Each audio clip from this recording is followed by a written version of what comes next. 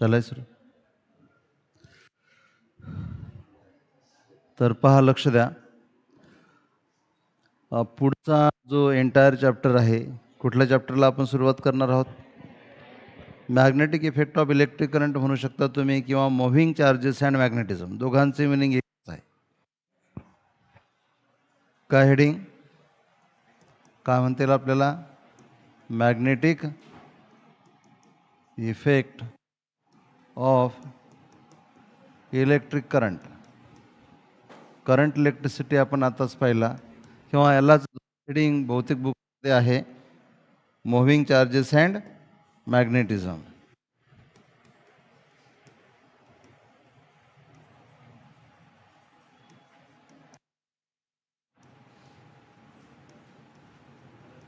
काय? Moving charges and magnetism.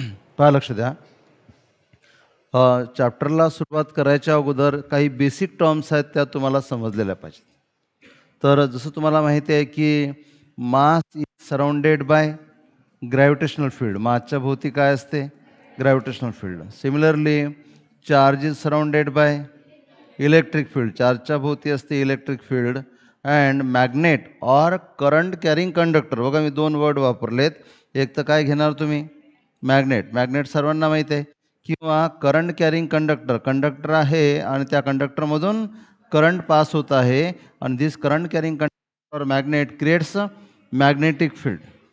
समजलं का? तर तीन फील्ड आपण पाहतो: ग्रॅव्हिटेशनल फील्ड, इलेक्ट्रिक फील्ड आणि magnetic field. Okay. Magnetic field एक तर मॅग्नेटने प्रोड्यूस केलं, किंवा करंट कॅरिंग कंडक्टर म्हणजे एक स्ट्रेट कंडक्टर असू द्या, किंवा एक सर्क्युलर कॉईल असू द्या, रेक्टँग्युलर कॉईल असू द्या, कंडक्टर आहे त्यामधून करंट पास होत आहे, तर ते सुद्धा काय क्रिएट करणार? मॅग्नेटिक फील्ड क्रिएट करणार. आणि या तिन्ही फील्डच्या दोन महत्त्वाच्या कॅरेक्टरिस्टिक्स आणि त्यांच्यामधलं रिलेशन तुम्हाला माहीत असलं पाहिजे. तर ही फील्ड किती स्ट्रॉंग आहे किंवा किती वीक आहे, या फील्डची स्ट्रेंथ जर दाखवायची असेल तर काय सांगत असतो आपण? दोन प्रकारच्या क्वांटिटीने दाखवता येते. एक जी आहे ती स्केलर क्वांटिटी असते, आणि दुसरी जी आहे ती वेक्टर क्वांटिटी असते. माहिती आहे की कोणाला? ग्रॅव्हिटेशनमध्ये सांगितलं होतं. कोणती? वेक्टर क्वांटिटी आणि स्केलर क्वांटिटी. कोणती? पोटेन्शियल आणि इंटेन्सिटी. मग ते कोणत्याही फील्डचं असू द्या, potential of the field and intensity of the field. फील्डचं पोटेन्शियल आणि फील्डची इंटेन्सिटी. आणि ह्या तीनही फील्डसाठी ह्या गोष्टी तुम्हाला समजलेल्या पाहिजेत. आता ग्रॅव्हिटेशन आपण यामधून स्किप करून टाकू, कारण की ग्रॅव्हिटेशन आपलं चॅप्टर झालेलं आहे. Gravitation potential, intensity of the gravitational field. आणि या दोन क्वांटिटीजमधलं जे रिलेशन आहे ते तुम्हाला माहिती असलं पाहिजे. समजा तुम्ही इंटेन्सिटी ई किंवा आयनी दाखवली, बरोबर आहे. पोटेन्शियल दाखवता तुम्ही व्हीनी, इंटेन्सिटी दाखवली तुम्ही ईनी, तर या दोघांमधलं रिलेशन काय असते? कोण सांगेल? E equal to minus D V by D R. E intensity equal to minus D V by D R. बरोबर आहे. म्हणजे जर का तुम्ही पोटेन्शियलचा ग्रॅडियंट घेतला निगेटिव्ह, तर तुम्हाला काय मिळेल? इंटेन्सिटी मिळेल. So intensity is nothing but negative of the potential gradient. Potential ग्रॅडियंटचा जर तुम्ही निगेटिव्ह घेतला, तुम्हाला इंटेन्सिटी मिळेल. आता ही इंटेन्सिटी तुम्हाला इलेक्ट्रिक फील्डसाठी आणि मॅग्नेटिक फील्डसाठी माहिती असली पाहिजे. तर आता आपल्याला बघा, मी इथे काही सिंपल फॉर्म्युला लिहितो. ग्रॅव्हिटेशनल फील्डसाठी जर पोटेन्शियल लिहायचं असेल, तुम्ही काय करता? Work upon mass. काय? Work upon mass. कोणत्या फील्डसाठी? ग्रॅव्हिटेशनल फील्डसाठी. समजण्यासाठी थोडं सांगतो असं, की समजा एक युनिट मास आहे, ते कुठे ठेवलेलं आहे? इन्फिनिटीला. ते युनिट मासला, म्हणजे unit mass for example 1 kg, त्याला गिव्हन पॉईंटला आणायचं आहे जिथे तुम्हाला पोटेन्शियल काढायचं आहे. बघा, या प्रत्येक गोष्ट बरोबर समजली पाहिजे. या मास is surrounded by gravitational field. आणि तुम्हाला म्हटलं असेल की या पॉईंटपासून 5 मीटरवर, 10 मीटरवर, 5 किलोमीटरवर, 10 किलोमीटरवर, what ever it may be, त्या ज्यांनी फील्ड क्रिएट केलं त्या सोर्सपासून काही अंतरावर स्पेसमध्ये काय काढायचं आहे? इंटेन्सिटी किंवा पोटेन्शियल काढायचं. तर आपण पोटेन्शियल काढताना काय फॉर्म्युला वापरला होता? इथे मास आहे तर आपण इथे युनिट मास लिहिलं होतं. काय लिहिलं होतं? Unit mass. For example 1 kg. या युनिट मासला गिव्हन पॉईंटला आणायचं आहे. गिव्हन पॉईंट म्हणजे जिथे तुम्हाला पोटेन्शियल किंवा इंटेन्सिटी काढायची आहे, त्या पॉईंटला जर आणायचं असेल तर जेवढं वर्क डन झालं that is nothing but potential. पण वर्क डन किती माससाठी? युनिट माससाठी. मग मी तुम्हाला सांगितलं होतं की समजा वर्क डन झालं 10 जूल आणि मास असेल 2 kg. 2 kg साठी 10 जूल, तर युनिट माससाठी 5 जूल. म्हणजे तुम्ही काय केलं, वर्कला मासनी डिव्हाइड केलं. म्हणून आपण इथे पोटेन्शियल काढताना काय लिहित असतो, ग्रॅव्हिटेशनल फील्डचं पोटेन्शियल वर्क अपॉन मास. म्हणून ग्रॅव्हिटेशनल फील्डचं पोटेन्शियल असते वर्क अपॉन मास. तसंच आपण इलेक्ट्रिक फील्डचं पोटेन्शियल काढलं होतं. इलेक्ट्रिक पहिले पोटेन्शियल क्लिअर करून घेऊ. इलेक्ट्रिक फील्डचं पोटेन्शियल काढताना आपण समजा हा चार्ज आहे, हा चार्ज आहे क्यू, सोर्स चार्ज म्हणू शकता तुम्ही याला. आणि या पॉईंटला तुम्हाला पोटेन्शियल काढायचं. परत तुम्ही युनिट चार्ज घेता. युनिट चार्ज म्हणजे किती, 1 कुलम. कुठे घेता, इन्फिनिटीला घेता. आणि त्याला आणायचं आहे इथे. इथे आणण्यासाठी काय करावं लागेल, वर्क. 1 कुलम चार्जला इन्फिनिटीपासून तर गिव्हन पॉईंटपर्यंत आणण्यासाठी जेवढं वर्क करावं लागेल दॅट इज इलेक्ट्रिक पोटेन्शियल. बरोबर आहे. त्याला इलेक्ट्रिक किंवा इलेक्ट्रोस्टॅटिक पोटेन्शियल तुम्ही म्हणू शकता 1 कुलमसाठी. मग तेच ते एक्झाम्पल की समजा चार्ज असेल 2 कुलम, चार्ज आहे 2 कुलम आणि वर्डन लागलं असेल 10 जूल, तर 2 कुलमसाठी 10 जूल, तर एका कुलमसाठी 5 जूल. तर काय केलं तुम्ही, वर्कला चार्जनी डिव्हाइड केलं. म्हणून इथलं पोटेन्शियल जे आहे ते काय होते, V equal to work upon charge. Okay. आणि तसंच आता मॅग्नेटच्या बाबतीत बघा, इथे फील्ड कोणी क्रिएट केलं, मासनी. तर इथे कपॅसिटी फॅक्टर मास आहे, त्याला कपॅसिटी फॅक्टर म्हणतात. इथे फील्ड कोणी क्रिएट केलं, चार्जनी. तर इथे वर्क अपॉन चार्ज आहे. इथे फील्ड कोणी क्रिएट केलं, मॅग्नेटिझमच्या बाबतीत मॅग्नेटनी फील्ड क्रिएट केलं. बरोबर आहे. त्यातही मॅग्नेटनी फील्ड क्रिएट केलं म्हणजे पहा, समजण्याचा प्रयत्न करा. समजा हा बार मॅग्नेट आहे. थोडक्यात आपलं झालेलं ऑसिलेशनच्या वेळेस आपल्याला काम पडलं होतं, त्यावेळेस मी तुम्हाला समजावलं होतं थोडं. तर हा एक बार मॅग्नेट आहे आणि या बार मॅग्नेटसाठी आपण मॅग्नेटिक मोमेंट वगैरे डिफाईन करत असतो. आणि हा बार मॅग्नेटचा एरिया ऑफ क्रॉस सेक्शन आहे. इथे बार मॅग्नेटचे पोल्स असतात, नॉर्थ पोल आणि साऊथ पोल. आणि असं म्हणतात की फील्डचा सोर्स हा पोल आहे. फील्डचा सोर्स पोल आहे. जसा पॉझिटिव्ह चार्ज, समजा जर एखादा चार्ज पॉझिटिव्ह असेल त्यापासून इलेक्ट्रिक फील्ड बाहेर पडते, असं आपण मॅथमॅटिकली इमॅजिन करतो. बरोबर आहे. निगेटिव्ह चार्ज असेल तिथे फील्ड एंड होते, असं आपण इमॅजिन करतो. इलेक्ट्रिक फील्डच्या बाबतीत तसंच मॅग्नेटिक फील्डच्या बाबतीत असं इमॅजिन करतात की नॉर्थ पोल जर असेल तर त्यामधून फील्ड बाहेर पडेल. बरोबर आहे. साऊथ पोल जर असेल तर त्यावर फील्ड एंटर होईल. तसे तुम्ही मॅग्नेटच्या भोवती पाहत असाल. साऊथ पोल अशा नॉर्थ त्यांना दिसतील. सोर्स म्हणजे निघून कुठून राहिल्या, पोलपासून एंड कुठं होऊन राहिल्या, साऊथ पोलवर. तसे त्या क्लोज कंटिन्युअस असतात, तुम्हाला मॅग्नेटिझममध्ये शिकायला मिळेल. पण जसं आपण इलेक्ट्रिक फील्डच्या बाबतीत पॉझिटिव्ह चार्जपासून फील्ड बाहेर पडताना दाखवतो, निगेटिव्ह चार्जवर फील्ड एंड होताना दाखवतो, तसंच आपण नॉर्थ पोलपासून फील्ड बाहेर पडताना दाखवणार आणि साऊथ पोलवर फील्ड एंड होताना दाखवणार. जसं इलेक्ट्रिक फील्डचा सोर्स काय झाला, चार्ज झाला, तसाच मॅग्नेटिक फील्डचा सोर्स झाला नॉर्थ पोल आणि साऊथ पोल. बरोबर आहे. चार्ज कशामध्ये मोजता, कुलममध्ये मोजता. मास कशामध्ये मोजता, के जीमध्ये मोजता. तसंच हा जो नॉर्थ पोल, याची जी कॅपॅसिटी आहे फील्ड प्रोड्यूस करण्याची, त्याला म्हणतात पोल स्ट्रेंथ. काय म्हणतात, पोल स्ट्रेंथ. याला म्हणतात पोल स्ट्रेंथ. आणि ही पोल स्ट्रेंथ काही ठिकाणी म्यूनी दाखवलेली आहे, काही जुन्या सिलेबसमध्ये स्मॉल एमनी दाखवण्यात आली होती. सिम्बॉल कसाही वापरला, कोणताही वापरला तरी चालेल. आपल्याला इथे काय घ्यायचं आहे, जसं इथे तुम्ही मास घेतलं, चार्ज घेतला, तसं इथे तुम्हाला काय घ्यायचं आहे, पोल स्ट्रेंथ घ्यायची आहे. काय, पोल स्ट्रेंथ. आणि पोल स्ट्रेंथ स्मॉल एमनी दाखवा किंवा म्यूनी दाखवा. आणि या पोल स्ट्रेंथचं युनिट असते ॲम्पियर मीटर. काय, ॲम्पियर मीटर. बरोबर आहे. परत ॲम्पियर आला. ॲम्पियर आला म्हणजे करंट आला. बरोबर आहे. कारण की मॅग्नेटिझम जे आहे त्यामध्ये करंटशिवाय मॅग्नेटिझमच नाही आहे. तुम्हाला थोडक्यात सांगतो मी की जेव्हा, पण पहिले एवढं क्लिअर झालं का, तर म्हणून इथे पहिले पोटेन्शियल आपण क्लिअर करून घेऊ. तर हे सगळं लिहिलं आपण, पण मला असं वाटतं याची काही गरज नाही आता, हे समजण्यासाठी ठीक होतं. तर इथे जसं मग तुम्हाला मॅग्नेटिक पोटेन्शियल जर काढायचं असेल तर काय फॉर्म्युला लिहिणार, वर्क अपॉन पोल स्ट्रेंथ. म्हणून मॅग्नेटिक पोटेन्शियलचा फॉर्म्युला झाला वर्क अपॉन पोल स्ट्रेंथ. इथे लिहिता येईल तुम्हाला V equal to W by M. हे एम मास नाही आहे, का आहे, पोल स्ट्रेंथ आहे. तर याला आपल्याला लिहिता येईल वेर एम इज पोल स्ट्रेंथ. तर इथे हा जो एम आहे, वेर एम जो आहे याला काय म्हणतात, आणि याचं युनिट मीटर.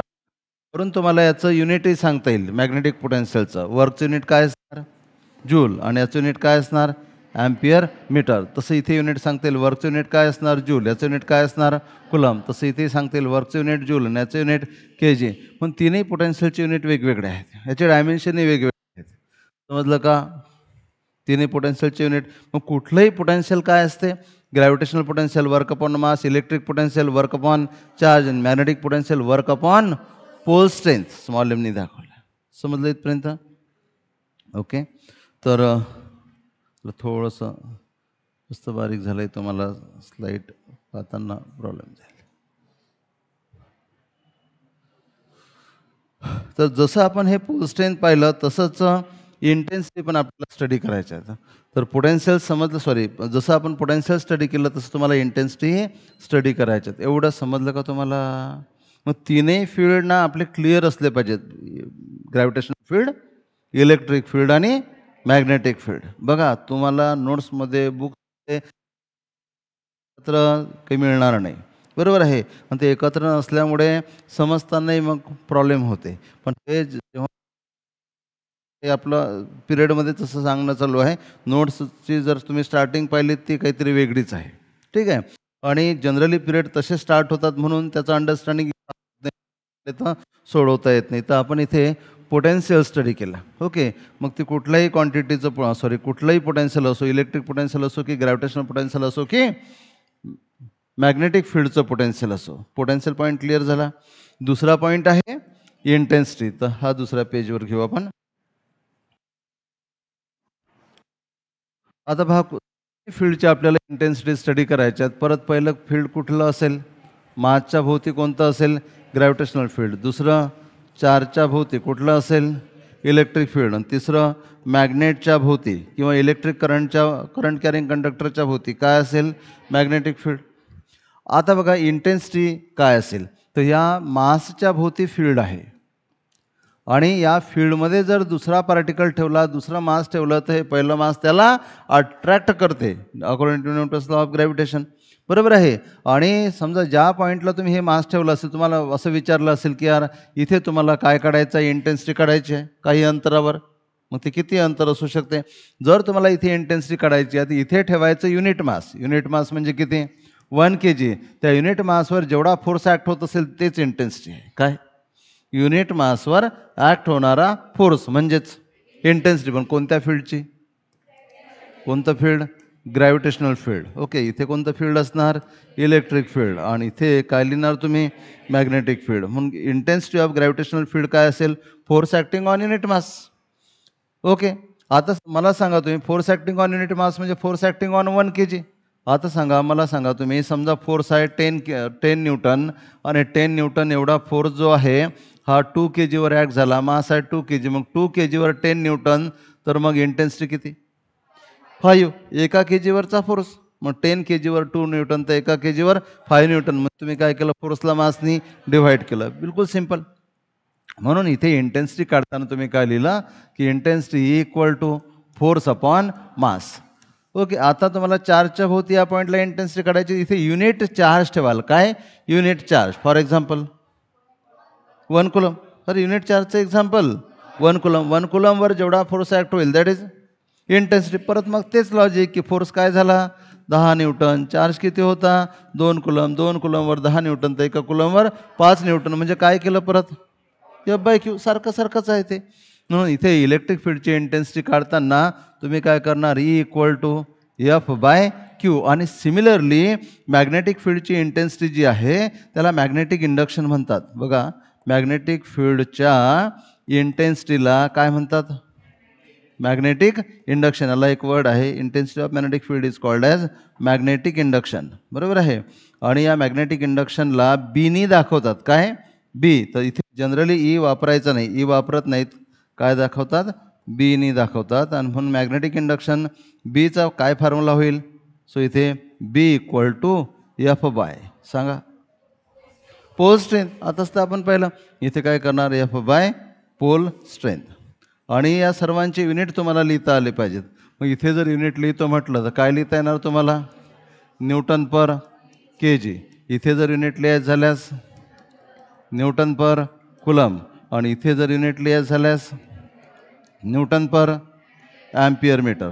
आता हे लिहिलंच तर मी इथे पोटेन्शियली लिहून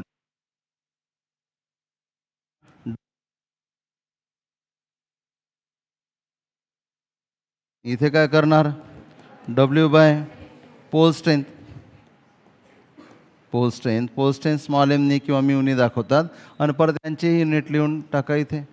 युनिट इथे काय असणार वर्क जूल पर के जी. इथे काय लिहिता येणार यस जूल पर कुलम आणि इथे काय लिहिता येणार joule per yes ampere metre. पण या जूल पर कुलमला व्होल्ट म्हणतात. जूल पर कुलमला व्होल्ट. इंटेन्सिटी आणि पोटेन्शियल सर्व एकाच ठिकाणी क्लिअर झाले. तर इथे फील्डचा सोर्स आहे. काय झाला फील्डचा सोर्स. ही झाली त्या आणि हे झालं त्या फील्डचं इंटेन्सिटीची डायरेक्शन. इंटेन्सिटी वेक्टर क्वांटिटी इंटेन्सिटीची डायरेक्शन म्हणजे फोर्सची डायरेक्शन. तीनही पॉईंट क्लिअर झाले. तीनही फील्डची इंटेन्सिटी तीनही फील्डचं potential on the tip of tongue पाहिजे एकदम क्लिअर पाहिजे. ओके. तुम्हाला म्हटलं की ग्रॅव्हिटेशनल फील्डमधला फोर्स काढायचा F equal to intensity multiplied by mass. तुम्हाला म्हटलं इलेक्ट्रिक फील्डमधला फोर्स काढायचा F equal to intensity multiplied by charge. तुम्हाला म्हटलं मॅग्नेटिक फील्डमधला फोर्स काढा F equal to intensity multiplied by pole strength. पण एक लक्षात ठेवायचं की मॅग्नेटिझममध्ये सिंगल पोल एक्झिस्ट होत नाहीत. केवळ नॉर्थ पोल आयसोलेटेड. केवळ नॉर्थ पोल आणि केवळ साऊथ पोल. समजलं. आता इथे काय असेल पहा त्या मासला ओढण्यासाठी आणण्यासाठी वर्क करावं लागलं आणि that work is stored as potential energy. म्हणून जर इथे तुम्हाला पोटेन्शियल एनर्जी विचारलं तुम्ही काय करता मास मल्टिप्लाइड बाय पोटेन्शियल म्हणजे वर्कच पोटेन्शियल एनर्जी आहे. इथे पोटेन्शियल एनर्जी विचारलं तर चार्ज मल्टिप्लाइड बाय पोटेन्शियल. इथे पोटेन्शियल एनर्जी विचारलं तर pole strength multiplied by potential. समज इथलं जे वर्क आहे म्हणजे यावरून तुम्हाला काय काढता येणार फोर्स काढता येणार आणि यावरून तुम्हाला काय काढता येणार पोटेन्शियल एनर्जी किंवा वर्क काढता येणार. समजलं का.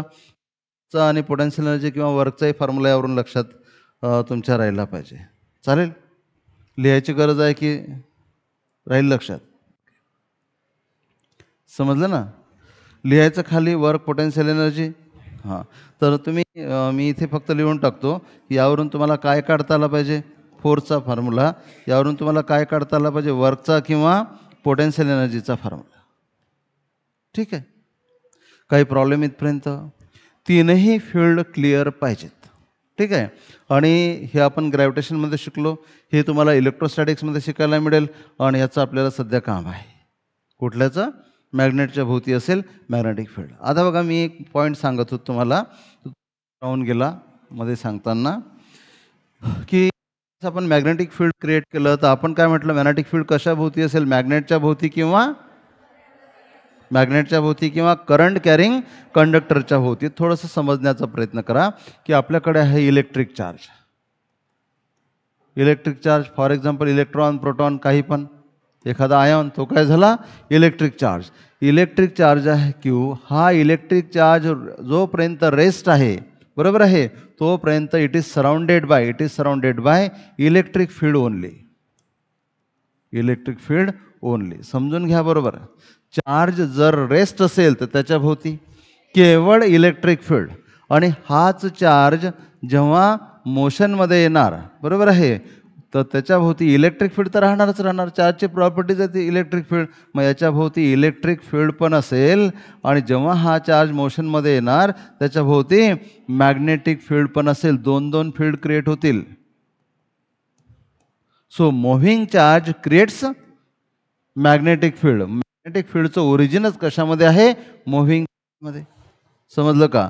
चार्ज जर रेस्ट असेल तर इट क्रिएट्स इलेक्ट्रिक फील्ड म्हणजे त्याच्या भोवती जे फील्ड असेल त्याला दोन प्रॉपर्टीज राहतील इलेक्ट्रिक पोटेन्शियल आणि intensity of the electric field. पण जसा तो चार्ज धावायला लागला तसं त्याने स्वतःभोवती मॅग्नेटिक फील्ड क्रिएट केलेलं असेल. मग कंडक्टरच्या भोवती मॅग्नेटिक फील्ड का क्रिएट होते. समजा हा कंडक्टर आहे आणि याला तुम्ही एक बॅटरी लावली हा पॉझिटिव्ह आणि निगेटिव्ह आणि बॅटरी लावल्यामुळे काय होणार इलेक्ट्रॉन फ्लो व्हायला लागतील. बॅटरीचा कोणता टर्मिनल इलेक्ट्रॉन ढकलत असतो समोर निगेटिव्ह टर्मिनलमधून इलेक्ट्रॉन निघतात हे आणि पॉझिटिव्ह टर्मिनलला इलेक्ट्रॉनला ओढून घेतो.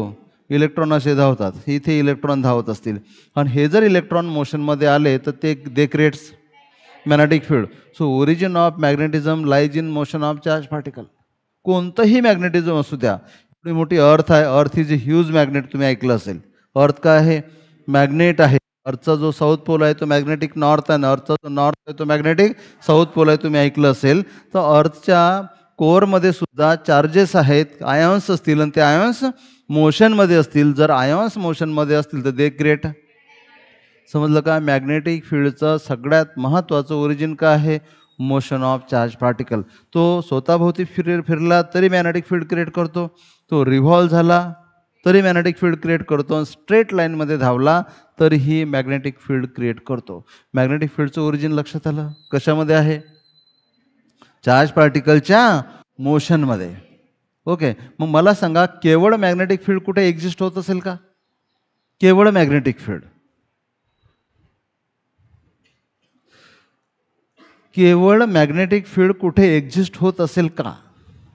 बघा ना, चार्ज पार्टिकल रेस्ट असेल तर इलेक्ट्रिक फील्ड, तो चार्ज पार्टिकल मोशनमध्ये आला की इलेक्ट्रिक फील्डही क्रिएट करेल. आणि मग मग मॅग्नेटिक फील्डसाठी चार्ज पार्टिकल लागेल ना. मग जिथे चार्ज पार्टिकल आहे तिथे इलेक्ट्रिक फील्ड आहे. म्हणजे असं पॉसिबलच नाही आहे की फक्त मॅग्नेटिक फील्ड इलेक्ट्रिक फील्ड नाहीच आहे म्हणून.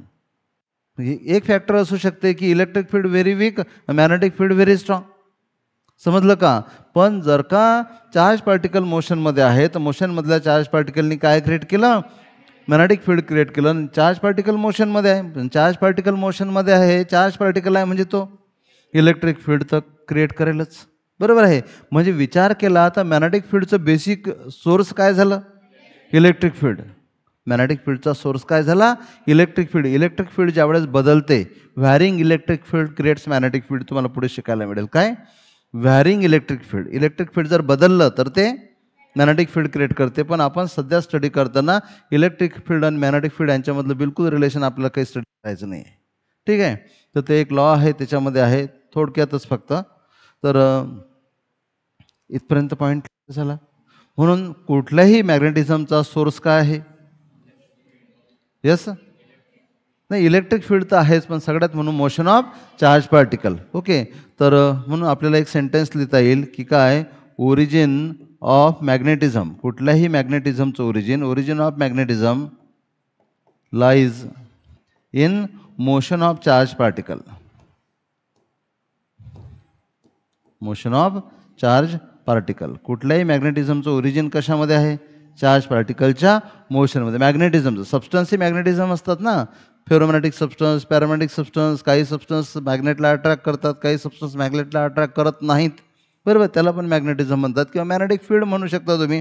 तर ते मॅग्नेटिझम म्हणा किंवा मॅग्नेटिक फील्ड म्हणा, त्याचं ओरिजिन कशामध्ये आहे? Motion of charge particle. बघा, याला विसरू नका तुम्ही. तुम्हाला नोट्समध्ये इथे नाही मिळणार. बरोबर आहे? मॅग्नेटिझम नावाचा एक चॅप्टर आहे, त्यामध्ये थोडं बहुत आणखी शिकायला मिळेल. समजलं? आता आपण ना मॅग्नेटिक फील्डला करू. पहा, लक्ष द्या, मॅग्नेटिक फील्डला आपल्याला स्टडी करायचा आहे. परत हा जो सर्व पार्ट आहे हा तुम्हाला परत आपल्या नोट्समध्ये नाही पाहायला मिळणार, तो बुकमध्ये नाही पाहायला मिळेल. ओके, पहा, समजून घेण्याचा प्रयत्न करा. तर समजा हा एक नॉर्थ पोल आहे आणि इथे एक साऊथ पोल आहे. बघा, तुम्हाला मी अगोदरही सांगितलेलं आहे की सेपरेट नॉर्थ आणि साऊथ पोल एक्झिस्ट होत नाही. मग याचा जो साऊथ आहे तो इकडे कुठेतरी असेल, तो आपण दाखवला नाही. इथे साऊथ आहे तर इकडे नॉर्थ कुठेतरी असेल, तो आपण दाखवला नाही. आणि फील्ड तुम्हाला माहिती आहे, मॅग्नेटिक फील्ड. तुम्ही मॅग्नेटच्या भोवतीचं मॅग्नेटिक फील्ड पाहिलं ना, आताच काढून दाखवलं होतं. नॉर्थ पोल आणि साऊथ पोल, हे फील्ड नॉर्थ पोलपासून निघतं आहे आणि साऊथ पोलवर एंड होते, असं दाखवलेलं असते ना. याची स्टार्टिंग कुठून दाखवली असते? नॉर्थ पोलपासून. एंड कुठे दाखवलं असतं? साऊथ पोलवर. आणि हे या मॅग्नेटच्या बॉडीमधूनही कंटिन्यू असते. प्रत्येक लाईन, वरतं जर 10 लाईन असतील ना, तर मॅग्नेटच्या आतमध्ये 10च लाईन असतात. प्रत्येक लाईन अशी क्लोज कंटिन्युअस असते. मॅग्नेटिक फील्डची प्रत्येक लाईन क्लोज कंटिन्युअस असते. इलेक्ट्रिक फील्डसारखं नसते. इलेक्ट्रिक फील्डची लाईन कशी असते माहिती आहे का? पॉझिटिव्ह चार्जपासून निघाली, कुठे एंड झाली दाखवण्याची गरज नाही. आणि निगेटिव्ह चार्ज जर असेल तर निगेटिव्ह चार्जवर एंड झालं इलेक्ट्रिक फील्ड, ते कुठून आलं ते दाखवण्याची गरज नाही. पण मॅग्नेटिक फील्डचं तसं नसते. मॅग्नेटिक फील्डची एक एक लाईन, बरोबर आहे, जिथून स्टार्ट झाली तिथेच एंड होणार. म्हणजे प्रत्येक लाईन कशी असते? क्लोज कंटिन्युअस असते. मॅग्नेटिक फील्डची प्रत्येक लाईन क्लोज कंटिन्युअस असते. बघा अर्थ खूप मोठा मॅग्नेट आहे. ही अर्थ आहे आणि हा झाला ॲक्सिस ऑफ रोटेशन. याला तुम्ही म्हणता नॉर्थ पोल आणि याला म्हणता साऊथ पोल. टिल्टेड आहे थोडा ॲक्सिस आहे ना. याला म्हणतो आपण जॉमेट्रिक पोल्स. कुठले? Geometric pole. आणि अर्थच्या भोवती खूप सारा मॅग्नेटिझम आहे आणि नॉर्थ पोलवरून निघतात अशा लाईन दाखवल्या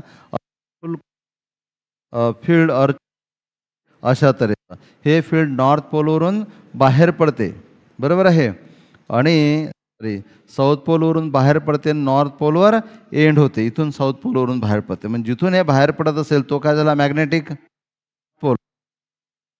साऊथ पोल म्हणजे अर्थचं जे फील्ड आहे, अर्थचं जे फील्ड आहे ते नॉर्थ पोलवर एंड होते मॅग्नेटिक फील्ड, आणि साऊथ पोलवरून स्टार्ट होते. जिथून फील्ड स्टार्ट होत असेल तो मॅग्नेटिक नॉर्थ पोल, आणि जिथे फील्ड एंड होत असेल तो मॅग्नेटिक साऊथ पोल. म्हणजे जो अर्थचा जॉमेट्रिक नॉर्थ आहे तो अर्थचा मॅग्नेटिक साऊथ आहे. जो अर्थचा जॉमेट्रिक साऊथ आहे तो अर्थचा मॅग्नेटिक नॉर्थ आहे. अर्थचं फील्ड जे आहे ते नॉर्थ पोलवरून सुरू होते आणि साऊथ पोलवर एंड होते, आणि अर्थच्या आतमधूनही कंटिन्युअस असते. आता बघा, मला काय म्हणायचं होतं की मॅग्नेटिक फील्डची प्रत्येक लाईन क्लोज असते, क्लोज. मग अर्थ एवढा मोठा मॅग्नेट आहे तर अर्थची मॅग्नेटिक फील्डची लाईन कशी आहे? क्लोज आहे. समजलं? आणि हे फील्ड अर्थच्या स्पेसमध्ये वेगवेगळ्या ठिकाणी वेगवेगळं आहे. बघा, म्हणजे सॅटेलाईट अर्थच्या भोवती फिरतात, प्लेन अर्थवरून उडतात, मग त्यांची पोझिशन कशावरून ठरवल्या जाते? ते स्पेसमध्ये, बरोबर आहे, स्पेसमध्ये म्हणजे अर्थच्या भोवती वेगवेगळ्या ठिकाणी ह्या वेगवेगळ्या लाईन्स आहेत. त्यांची डायरेक्शन वेगवेगळी आहे, त्याची इंटेन्सिटी वेगवेगळी आहे. त्यावरून स्पेसमधली प्लेस ठरते की एखादा प्लेन कुठे आहे, एखादा सॅटेलाईट कुठे आहे. समजलं का? मग ते विमानातून काय दिसतात काय? खालचे घरं, अँटेना काही दिसते का? नाही. तिथे त्याला कशावरून ठरवता येते स्वतःची लोकेशन? मॅग्नेटिक फील्डवरून. हे मॅग्नेटिक फील्ड प्रत्येक ठिकाणी वेगवेगळ्या आहे अर्थवर. प्रत्येक पॉईंटच्या मॅग्नेटिक फील्डची एक कॅरेक्टरिस्टिक्स आहे. 5 मीटरने पॉईंट बदलला तर तिथलं फील्ड बदलेल. आणि आपला एवढा अभ्यास झालेला आहे, आपला म्हणजे जे काही आहेत, बरोबर, त्यांचा, की 5-5 मीटरने जर लोकेशन बदललं तर ते त्या प्लेनला कळते की ते कुठं आहे. त्याला त्यात जे इन्स्ट्रुमेंट लावलेलं आहे त्याला कळते आणि ते लोकेशन बरोबर डिटेक्ट होते किंवा समोरच्या स्टेशनला कळवता येते. कळलं का तुम्हाला? समजलं का? तर प्रत्येक गोष्टी म्हणजे प्रत्येक जो सोर्स आहे मॅग्नेटिक फील्डचा, तर त्याने ज्या लाईन्स क्रिएट केलेल्या आहेत त्या कशा असतात? क्लोज कंटिन्युअस असतात. मॅग्नेटिक फील्डच्या लाईन्स काय आहेत? क्लोज कंटिन्युअस आहेत. ओके. तर हे समजण्यासाठी का सांगत आहे मी, पुढे पुढे आणखी क्लिअर होणार. तर हे आहे मॅग्नेटिक फील्ड. तर बघा, इथे जर तुम्हाला मॅग्नेटिक फील्ड दाखवायचं असेल 2 पोल्समध्ये, तर आपण काय करतो बघा, त्या नॉर्थ पोलवरून मॅग्नेटिक फील्ड स्टार्ट झालं आणि साऊथ पोलवर एंड झालं असं दाखवतो. तुम्ही म्हणाल तुम्ही आताच तर म्हटलं होतं क्लोज आहे, मग हे इकडून परत बाहेर पडलं असेल आणि इकडे येऊन एंड झालं असेल. या 2 पोल्सच्या मध्ये फक्त मी फील्ड दाखवलं. आणि ऐका, जर या फील्डचा क्राऊड सेम असेल, क्राऊड म्हणजे एका सेंटीमीटरला 100 लाईन्स फॉर एक्झाम्पल, तर प्रत्येक एका सेंटीमीटरला, ऐका इकडे पहा, प्रत्येक एका सेंटीमीटरमधून पास होणाऱ्या लाईनची संख्या सेम जर असेल तर या मॅग्नेटिक फील्डची स्ट्रेंथ युनिफॉर्म आहे, स्ट्रेंथ एकसारखी आहे. आणि जर डायरेक्शनही सेम असेल तर हे मॅग्नेटिक फील्डच युनिफॉर्म आहे. समजलं का? युनिफॉर्म मॅग्नेटिक, बघा मॅग्नेटिक फील्ड जे आहे ती वेक्टर क्वांटिटी आहे. मॅग्नेटिक फील्ड वेक्टर क्वांटिटी आहे. या फील्डची डायरेक्शन बदलली तर ही मॅग्नेटिक इंटेन्सिटी जी आहे, ज्याला आपण बीनी दाखवलं होतं, ती वेगवेगळ्या पॉईंटला वेगवेगळी होणार. कारण मॅग्नेटिक इंटेन्सिटी ही वेक्टर क्वांटिटी आहे.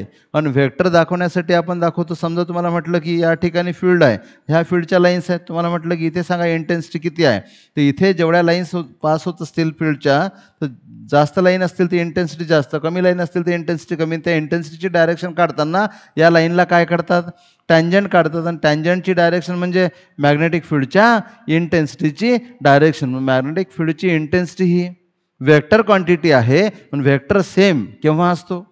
जेव्हा मॅग्नेट्यूड इज सेम, डायरेक्शनही सेम. म्हणून जे फील्ड कव्हर्ड असेल ते युनिफॉर्म म्हणू शकत नाही. समजा असं म्हणू की इथे एकसारख्या लाईन्स आहेत, बिलकुल सारख्या अंतरावर लाईन्स आहेत, ना आता स्पेसिंग बदलत आहे, इथे स्पेसिंग बदललं थोडं, ना आता स्पेसिंग बदलत आहे, बरोबर आहे. प्रत्येक सेंटीमीटर लाईनचा जो क्राऊड आहे तो सारखा आहे. असं असेल तरी जर का डायरेक्शन बदलत असेल तर त्या फील्डला तुम्हाला युनिफॉर्म मॅग्नेटिक फील्ड म्हणता येणार नाही. पॉईंट समजला का?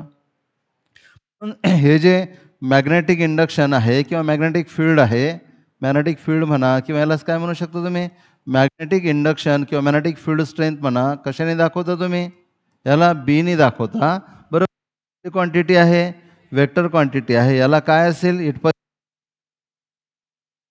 As well as direction. आणि मॅग्नेट्यूड म्हणजे ही आहे, ही त्या लाईनच्या क्राऊडवरून ठरवता येणार. काय? लाईन्सच्या क्राऊडवरून ठरवता येणार. लाईनचा क्राऊड किती आहे आणि डायरेक्शन जी आहे त्या लाईनला काढलेली टँजंट, ही डायरेक्शन काय असेल? टँजन्शियल. समजलं का? मॅग्नेटिक इंडक्शन वेक्टर क्वांटिटी आहे ना. आता क्राऊड बदलला पाहिजे तर डायरेक्शन बदलली पाहिजे तर मॅग्नेटिक इंडक्शन काय असणार? युनिफॉर्म असेल. जर का क्राऊड बदलला, बघा इथे या डायग्राममध्ये काय झालं, थोडा क्राऊड बदलला. इथे बघा, इथे लाईन्स ज्या आहेत त्या विरळ आहेत आणि खाली काढताना लाईन्स काय झाल्या? क्राऊडेड झाल्या. म्हणजे इथे मॅग्नेटिक फील्डची जेवढी मॅग्नेट्यूड आहे इथे त्यापेक्षा जास्त आहे, कारण क्राऊड काय झाला? वाढला. समजलं का? म्हणून मॅग्नेटिक फील्डची स्ट्रेंथ लाईनच्या क्राऊडवर डिपेंड राहील, बरोबर आहे. मॅग्नेटिक फील्डची स्ट्रेंथ लाईनच्या क्राऊडवर डिपेंड राहील. मग युनिट एरियामधून पास होणाऱ्या लाईन जर खूप जास्त असतील तर फील्डची स्ट्रेंथ जास्त, आणि युनिट एरियामधून पास होणाऱ्या लाईन जर कमी असतील तर फील्डची स्ट्रेंथ कमी. पण डायरेक्शन कशी काढणार? या पॉईंटला इथे टँजंट काढायची, या पॉईंटला इथे टँजंट काढायची. म्हणून हे जे मॅग्नेटिक इंडक्शन आहे ती व्हेक्टर क्वांटिटी आहे. आणि व्हेक्टर क्वांटिटी, एखादा व्हेक्टर कॉन्स्टंट केव्हा असेल? जेव्हा क्राऊडही सेम असेल आणि डायरेक्शनही सेम. म्हणून यावरून तुम्हाला युनिफॉर्म मॅग्नेटिक फील्ड समजलं पाहिजे. काय? Uniform magnetic field. कशाला म्हणणार? लाईन्स आहेत, लाईन्समधलं स्पेसिंग सेम आहे, लाईनची डायरेक्शनही सेम आहे, तर याला काय म्हणता येईल? Uniform magnetic field. आणि दोनपैकी एक जरी बदललं, डायरेक्शन बदलली किंवा स्पेसिंग बदललं, तरी फील्ड युनिफॉर्म म्हणता येणार नाही. तर या फील्डला, हे जे आहे या फील्डला तुम्हाला काय म्हणता येईल? मग याला म्हणता येईल नॉन युनिफॉर्म मॅग्नेटिक फील्ड. अरे समजलं का सांगा मला? दोन्ही फील्ड समज. नॉन युनिफॉर्म म्हणजे फक्त स्पेसिंगच बदलली पाहिजे असं नाही, सॉरी, फक्त डायरेक्शनच बदलली पाहिजे असं नाही. स्पेसिंग बदलली तरी चालेल, डायरेक्शन बदलली तरी चालेल. समजा मी एक फील्ड काढतो, बघा इथे फील्डचं क्राऊड जो आहे इथे लाईन्स क्राऊडेड आहेत, नंतर लाईन्स विरळ होत चालल्या, बरोबर आहे. मग फील्ड कसं आहे? युनिफॉर्म की non uniform? Non uniform. Lines direction जरी सेम असेल, इथे बघा ना लाईन्स क्राऊडेड आहे तर फील्ड स्ट्रॉंग आहे. मग लाईन्समधली स्पेसिंग काय होत चालली? वाढत चालली. इथे फील्ड जे आहे ते स्ट्रॉंग आहे आणि इथे फील्ड जे आहे ते वीक आहे, बरोबर. पण डायरेक्शन तीच आहे. मग या फील्डला काय म्हणणार तुम्ही? Non uniform magnetic field. इथे बघा, इथे दोन्ही बदलले आपण. म्हणजे जर समजा क्राऊड जरी सेम असला आहे ना, आणि समजा एक दुसरी डायग्राम काढली, तर एक बघा इथे मी सारख्या काढायचा प्रयत्न करतो. बघा क्राऊड सेम आहे, पण काय बदललं? इथे डायरेक्शन बदलले, तरी सुद्धा फील्ड काय झालं? Non uniform. हे फील्ड नॉन युनिफॉर्म आहे, हे फील्ड नॉन युनिफॉर्म आहे, हे फील्ड नॉन युनिफॉर्म आहे, हे फील्ड युनिफॉर्म आहे. समजलं का? अरे समजलं का? म्हणून मॅग्नेटिक फील्ड कुठली क्वांटिटी आहे? वेक्टर क्वांटिटी आहे. वेक्टर क्वांटिटीला काय असेल? मॅग्नेट्यूड आणि डायरेक्शन. ही मॅग्नेट्यूड लाईनच्या क्राऊडवर डिपेंड असणार आणि डायरेक्शन काय असणार? त्या लाईनला काढलेली टँजंट. आणि फील्ड कॉन्स्टंट तेव्हाच असेल जेव्हा क्राऊडही सेम असेल, डायरेक्शन सेम. तुम्हाला हे तर सेम असतं आहे, सेम नाही. सेम म्हणजे स्ट्रेट लाईन, बरोबर आहे. तर युनिफॉर्म मॅग्नेटिक फील्डमध्ये ह्या ज्या लाईन्स आहेत, ह्या लाईन्स कशा असायला पाहिजे? Must be straight line. Curved नाही चालणार. हे झालं युनिफॉर्म मॅग्नेटिक फील्ड आणि नॉन युनिफॉर्म मॅग्नेटिक फील्ड. एवढं समजलं का? तर एवढं समजलं का? ओके. आता पहा मी पुढच्या, आणि इथे बघा ह्या दोन पोल्समध्ये जे आपण काढलं हे काय झालं? मग युनिफॉर्म मॅग्नेटिक फील्ड. आणि या फील्डला आपल्याला थोडंसं स्टडी करायचं आहे. आणखी पुढच्या पेजवर घेतो मी. ओके.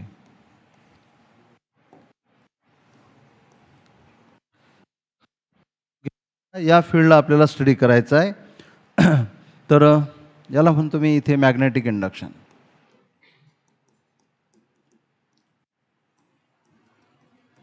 आणि बरोबर समजण्याचा प्रयत्न करा. बघा पहा, मी इथे काय लिहिलं, इथे काढलेलं आहे मी युनिट एरिया. काय युनिट एरिया? फॉर एक्झाम्पल किती एरिया? 1 मीटर स्क्वेअर किंवा 1 centimetre square. S I unit घेतलं तर 1 मीटर स्क्वेअर आणि सी जी एस युनिट घेतलं तर 1 सेंटीमीटर स्क्वेअर. इकडे लक्ष द्या.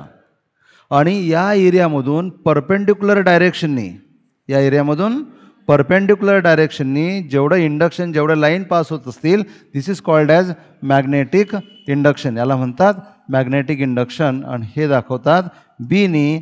आणि याचं युनिट, हेच इंटेन्सिटी आहे, याचं युनिट मॅग्नेटिक इंडक्शन बीनी दाखवतात. यालाच तुम्ही काय म्हणू शकता? Intensity of magnetic field. आणि मॅग्नेटिक फील्डच्या काय लिहिला होता आपण? F upon pole strength. बरोबर आहे. म्हणून याचं जर आपण युनिट लिहिलं, तर काय लिहिता येणार? 4च्या युनिटला न्यूटन, पोल स्ट्रेंथच्या युनिटला ॲम्पियर मीटर, याचं metre square, weber per metre square. आता वेबर सध्या क्लिअर नाही झाला, पुढे क्लिअर होईल. एवढं समजलं का? एरिया किती घेतला? Unit area. आणि त्यामधून हे ज्या लाईन्स आहेत, lines are perpendicular to the area, lines are perpendicular to surface. हा जो सरफेस आहे याला त्या लाईन्स कशा आहेत? परपेंडिक्युलर आहेत. अशा वेळेस युनिट एरियामधून परपेंडिक्युलर डायरेक्शननी जेवढ्या लाईन पास होत असतील, that is called as magnetic induction. म्हणजेच intensity of magnetic field. Intensity of magnetic फील्डचा बेसिक फॉर्म्युला काय होता? F by M. एम म्हणजे पोल स्ट्रेंथ. इथे एम नाही तर इथं करून टाकू, pole strength.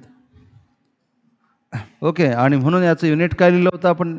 Newton per ampere metre. आणि याचं दुसरं युनिट काय आहे? Weber per metre square. आणि या वेबर पर मीटर स्क्वेअरला आणखी एक म्हणतात टेस्ला. आणि याला टीनी दाखवतात. 3 युनिट आहेत. पहिलं न्यूटन पर ॲम्पियर मीटर, दुसरं वेबर पर मीटर स्क्वेअर. आणि वेबर पर मीटर स्क्वेअरलाच काय म्हणतात? टेस्ला म्हणतात. टेस्ला सायंटिस्टचं नाव होतं, माहिती असेल तुम्हाला. टेस्ला का अर्थ फेमस आहेत, निकोलस टेस्ला. एवढं समजलं. आता बघा पुढची टर्म आहे का? बरोबर. आता आपण युनिट एरियाच्या जागी काय घेतला? एंटायर एरिया घेतला. बघा मी काय लिहित आहे? एंटायर एरिया किंवा एंटायर एरिया म्हणा किंवा एंटायर सरफेस म्हणा. पूर्ण जेवढा तुमच्या कन्सिडरेशनमध्ये असेल तेवढा.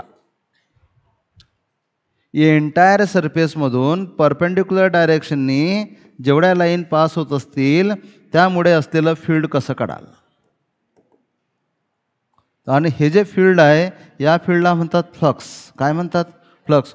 पूर्ण एरियामधून, ऐका बरोबर, पूर्ण एरियामधून परपेंडिक्युलर डायरेक्शननी हे प्रत्येक लाईन जी आहे ती एरियाला कशी आहे? परपेंडिक्युलर. समजण्याचा प्रयत्न करा. प्रत्येक लाईन एरियाला परपेंडिक्युलर आहे. पूर्ण एरियामधून परपेंडिक्युलर डायरेक्शननी काय पास होऊन राहिलं? मॅग्नेटिक फील्ड पास होऊन राहिलं. जेवढं फील्ड पास होईल that is called magnetic flux. बरोबर आहे. त्याला फ्लक्स किंवा मोर करेक्टली त्याला काय म्हणतात? मॅग्नेटिक फ्लक्स म्हणतात. याला फायनी दाखवतात. कोण सांगेल कसं काढाल? बघा युनिट एरियामध्ये जर असेल तर बी, 1 मीटर स्क्वेअरमधून पास झालं तर बी, तर 2 मीटरमधून 2b, 5 metre स्क्वेअरमधून 5b, 7 metre स्क्वेअरमधून 7b. जेवढा एरिया असेल त्याला यांनी मल्टिप्लाय करा. फक्त कंडिशन एकच आहे, ह्या लाईन्स त्या एरियाला परपेंडिक्युलर पाहिजे. मॅग्नेटिक फ्लक्स फाय काढताना तुम्ही काय करणार? हा जो बी आहे याला एरियाने मल्टिप्लाय करणार, बी इंटू ए. आणि याचं जे युनिट आहे, लक्ष द्या, याचं युनिट जे आहे ते काय असेल? मग बीला एने मल्टिप्लाय केलं. ओके. तर मग बीचं युनिट काय होतं? Newton per ampere metre. आणि याला काय करणार? मीटर स्क्वेअरनी मल्टिप्लाय करा. म्हणजे काय मिळेल? न्यूटन मीटर पर ॲम्पियर. आणि यालाच म्हणतात वेबर. एरियामधून, आणि याचा सिम्बॉल असतो WB. पूर्ण एरियामधून परपेंडिक्युलर डायरेक्शननी जेवढं फील्ड पास होत असेल that is called magnetic flux. And that is its unit is weber. मग युनिट एरियामधलं, पूर्ण एरियामधलं वेबर, तर युनिट एरियामधलं वेबर पर मीटर स्क्वेअर. समजलं का? मग एकदम युनिट एरिया जर असेल, युनिट एरियामधून जेवढं फील्ड पास होणार that is called magnetic induction, denoted by B त्याचं युनिट काय असणार, वेबर पर मीटर स्क्वेअर. हे वापरत नाही, कोणीच नाही वापरत. वेबर पर मीटर स्क्वेअर किंवा टेस्ला. आणि पूर्ण सरफेसमधून, पूर्ण सरफेस जेवढा असेल तेवढा परपेंडिक्युलर डायरेक्शननी जेवढं फील्ड पास होत असेल त्याला काय म्हणणार, मॅग्नेटिक फ्लक्स. कसं काढणार, युनिट एरियामधलं जर बी आहे तर जेवढे एरियामधलं लागत असेल तेवढ्या एरियानी मल्टिप्लाय करून टाकलं, बी इंटू ए. याचं unit Newton ampere per metre आहे, पण ते कोणी वापरत नाही. युनिट काय आहे, वेबर. वेबर पूर्ण एरियामधून जर फ्लक्स पास होत युनिट वेबर. समजलं का, याला म्हणतात मॅग्नेटिक फ्लक्स. पण इथे एक कंडिशन आली की हे जे फील्ड आहे ते त्या एरियाला कसं पाहिजे. मग प्रत्येक वेळेस फील्ड एरियाला परपेंडिक्युलर असेलच का, मग नसेल तर मग काय फ्लक्स नसेल का तिथे. मग आता जर का फील्ड एरियाला परपेंडिक्युलर नसेल तर फ्लक्स कसं काढायचं ते आपल्याला पाहायचं आहे. ओके, तर फिफ्थ आणि बरोबर आहे. म्हणजे बहुतेक ठिकाणी ना यावर भरच दिलेला नाही आहे, हे डायरेक्टली वापरलेलं आहे. आता समजण्याचा प्रयत्न करा. परत आपल्याला काय स्टडी करायचं आहे, मॅग्नेटिक फ्लक्स स्टडी करायचं आहे. पहा, लक्ष द्या. मी आता काय काढतो ते समजून घ्या. इंटेन्सिटी ही सिंगल लाईननी पण दाखवल्या जाते. Intensity is vector. Vector is denoted by arrow headed line. समजत आहे का. इंटेन्सिटी व्हेक्टर आहे आणि व्हेक्टर दाखवताना एक सिंगल ॲरो तुम्ही दाखवू शकता, बरोबर आहे. पण इथे ह्या सिंगल ॲरोचं मिनिंग, त्या सिंगल ॲरोचं व्हिज्युअलायझेशन तुम्हाला करता आलं पाहिजे. इकडे बोर्डवर लक्ष द्या. आता समजा हा एरिया आहे, किती असेल पूर्ण एरिया, युनिट एरिया नाही आहे, आणि या पॉईंटमधून फील्ड पास होत आहे, या डायरेक्शनने फील्ड पास होत आहे. इथे दिस इज द डायरेक्शन ऑफ बी. म्हणजे खूप साऱ्या लाईन्स आहेत अशा पास होऊन राहिल्या, आणि ह्या लाईन्स त्या एरियाला परपेंडिक्युलर नाहीत. त्या एरियाला मग हे जर बी आहे, त्या एरियाला जर आपण परपेंडिक्युलर काढला तर हा असा येणार. मग हे जर बी आहे, इकडे जर बी आहे, हा अँगल थिटा आहे, तर हा किती होणार, बी इंटू कॉस थिटा. मग बी एरियाला परपेंडिक्युलर नाही आहे, पण बी कॉस थिटा एरियाला परपेंडिक्युलर आहे, बरोबर आहे. सो तर हा जो इथे एरियाला जो आपण परपेंडिक्युलर काढत असतो त्याला एरिया व्हेक्टर सुद्धा म्हणतात. बघा, हा झाला एरिया, आणि एरियाला काढला एक परपेंडिक्युलर, तर याला काय म्हणतात, एरिया व्हेक्टर. एरियाला काढलेल्या परपेंडिक्युलरला काय म्हणतात, एरिया व्हेक्टर. आणि हे काय काढलं होतं आपण, मॅग्नेटिक इंडक्शन, आणि यांच्यामधला अँगल किती आहे, थिटा. याला म्हणतात angle between area and line. कुठलाही एरिया अँड लाईन यांच्यामधला अँगल काढताना त्या एरियाला परपेंडिक्युलर काढायचा, आणि तिथं लाईन आहेच. म्हणजे अँगल बेसिकली आपण दोन लाईनमधला मोजत असतो, म्हणून प्लेन आणि लाईन यांच्यामधला अँगल, एरिया म्हणजे प्लेन. बघा, मी कोणत्या पॉईंटला टच करत आहे समजून घेण्याचा प्रयत्न करा. अँगल जो आपण लाईन, पण तुम्हाला म्हटलं हा एक बोर्ड आहे ना, हा एक पेन ठेवलेला आहे, बोर्ड आणि पेन यांच्यामधला अँगल काढा, तर त्या बोर्डला काढायचा परपेंडिक्युलर. मग बोर्डला हा काढलेला परपेंडिक्युलर, हा पेन, हा अँगल घ्यायचा. समजलं का. म्हणून लाईन आणि प्लेन यांच्यामधला अँगल काढताना त्या प्लेनला परपेंडिक्युलर काढा, आणि तो यांच्यामधला अँगल म्हणजे त्या प्लेननी त्या लाईन सोबत केलेला अँगल, तर हा अँगल आहे थिटा. मग इथे इंडक्शन किती होतं, बी. तर या बीचा कॉम्पोनंट घ्या अलॉंग एरिया व्हेक्टर किंवा परपेंडिक्युलर टू एरिया, बरोबर आहे. म्हणून बी कॉस थिटा काय आहे, it is component of B vector along area vector किंवा perpendicular to the area, along area vector किंवा परपेंडिक्युलर टू एरिया. आता आपल्याला काढायचं आहे मॅग्नेटिक फ्लक्स. काय करता, परपेंडिक्युलर डायरेक्शनने जेवढं इंडक्शन असेल त्याला एरियाने मल्टिप्लाय करता. मॅग्नेटिक फ्लक्स मल्टिप्लाइड तुम्ही थोडं. सो मॅग्नेटिक फ्लक्स काढायचं असेल तर आपण काय, एरियाला perpendicular induction multiplied by area. आता मला मॅग्नेटिक फ्लक्स फायने दाखवतात, perpendicular induction B cos theta multiplied by area. So phi equal to B into A into cos theta, and this phi can be written as B dot A. A is area vector. म्हणून flux फायचा formula काय झाला, बी dot A, आणि याचं unit, हे पूर्ण flux आहे, याचं unit काय असेल, वेबर. सिम्बॉल काय, डब्ल्यू बी. मग पूर्ण एरियाचं वेबर, तर युनिट एरियाचं वेबर पर मीटर स्क्वेअर, त्यालाच टेस्ट. म्हणतात. समजलं का? तर हे सगळं समजलेलं पाहिजे ह्या चॅप्टरची स्टार्टिंग व्हायच्या अगोदर. बरोबर. हे जर तुम्हाला चांगल्या तऱ्हेने समजलं असेल तर हा चॅप्टर समजायला की आता म्हणजे काय म्हणू आपण, मिसकॉन्सेप्शन कुठे तुमचं होणार नाही. काय काय स्टडी केलं समजलं? आता अर्ध्या मिनिटात आपण रिकॉल करू. तुमची तयारीच नसते, कायच करावं. ओके, पहा काय सांगितलं पहिल्यांदा. Mass is surrounded by gravitational field, charge is surrounded by electric field आणि magnet is surrounded by magnetic field. Okay. आणि हे सगळं या दुसऱ्या डायग्राममध्ये आहे. या तिन्ही फील्डसाठी तुम्हाला काय सांगता येते, इंटेन्सिटी आणि पोटेन्शियल. इंटेन्सिटीचा formula force upon mass, force upon charge, force upon pole strain. Pole स्ट्रेनचे युनिट लक्षात ठेवा, एम्पियर मीटर. ओके. आणि पोटेन्शियलचा formula work upon mass, work upon charge, work upon pole strain. बरोबर आहे. आणि this work is converted into potential energy in this force can be converted into intensity can be converted into force. Intensity पासून force आपल्याला मिळवता येते. यावरून तुम्हाला unity लिहिता येतात. फॉर्म्युला समजलं की युनिट बरोबर लिहित आहे. मग सर्व पोटेन्शियलचं युनिट सारखं नसते. ग्रॅव्हिटेशनल पोटेन्शियलचं युनिट वेगळा आहे, इलेक्ट्रिक पोटेन्शियलचं युनिट वेगळा आहे, मॅग्नेटिक पोटेन्शियलचं युनिट वेगळं आहे. सर्व इंटेन्सिटीचं युनिट सारखं नसते. बरोबर आहे. एनर्जीची इंटेन्सिटी वेगळी असते तर वेगळीच असते. या फील्डची इंटेन्सिटी वेगळी आहे. नंतर काय सांगितलं, इलेक्ट्रिक चार्ज जर रेस्ट असेल तर it is surrounded by electric field alone. त्याच्या भोवती फक्त इलेक्ट्रिक फील्ड असेल. तो जर इलेक्ट्रिक चार्ज मोशनमध्ये असेल तर electric field as well as magnetic field. Magnetic फील्डचं ओरिजिन काय झालं, motion of charge particle. Whenever charge particle is set into motion it creates magnetic field around itself. बरोबर आहे. त्याच्या भोवती काय क्रिएट होणार, मॅग्नेटिक फील्ड. कोणाच्या भोवती, इलेक्ट्रिक फील्डच्या भोवती असते है ना. तर असू द्या, कोणाच्या भोवती फिरा. तर नंतर काय सांगितलं काय सांगितलं, युनिफॉर्म मॅग्नेटिक फील्ड आणि नॉन युनिफॉर्म मॅग्नेटिक फील्ड.